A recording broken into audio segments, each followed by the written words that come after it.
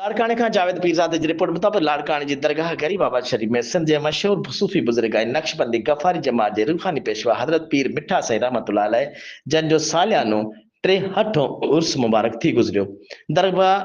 दरगाह गरीबाबाद जे सजादा नशीन पीर दीदा दिल गफ़ारी ताहिरीअ जी मेज़बानीअ में मुनक़िदा सालाना उर्स मुबारक में सिंध जे मशहूर दरगाहनि जे सजादा नशीन उलमाए ऐं खुलफा इकराम वॾे अंग में शिरकत कई। उन मौक़े ते ख़िताब कंदे जमात इस्लाहुल मुस्लिमीन जे सरवाण दरगाह अलाहाबाद शरीफ़ जे सजादा नशीन हज़रत सजण साईं चयो त ही दुनिया अलाह वारनि खां ख़ाली कीन आहे। हर जॻह ते अलाह जो ज़िक्र जो तंवार हली रही आहे ऐं पीर मिठा साईं रहमतुल्लाह अलैह जन पिण अल्लाह जे ज़िक्र ऐं इत्तिबा सुन्नत रसूल ऐं ख़ल्क़ ख़ुदा सां प्यार करण जो दर्स ॾिनो आहे। संदन जो लाज़वाल दीनी ख़िदमतूं आहिनि। संदन जे निकाह करम सां समाज जा बिगड़ियल इंसान राह रास्ते अची विया आहिनि ऐं अॼु बि दुनिया जे कुंड कुर्श में पीर मिठा साईं जन जे फ़ैद जो चर्चो थी रहियो आहे।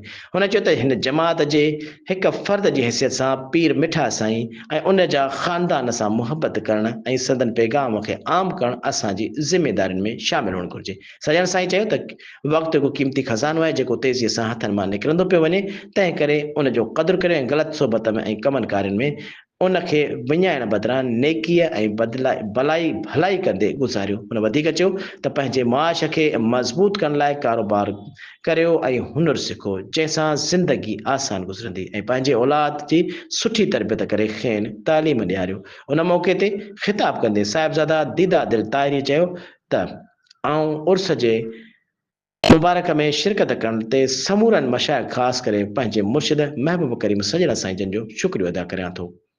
हुन चयो त इनशा अल्लाह ही मोहबत ऐं मेला क़ाइम ऐं दाइम रहंदा। असीं सभु हज़रत क़िबला साईं जन जी क़यादत ऐं पीर मिठा साईं जे पैगाम खे आम करण जो वचन करियूं।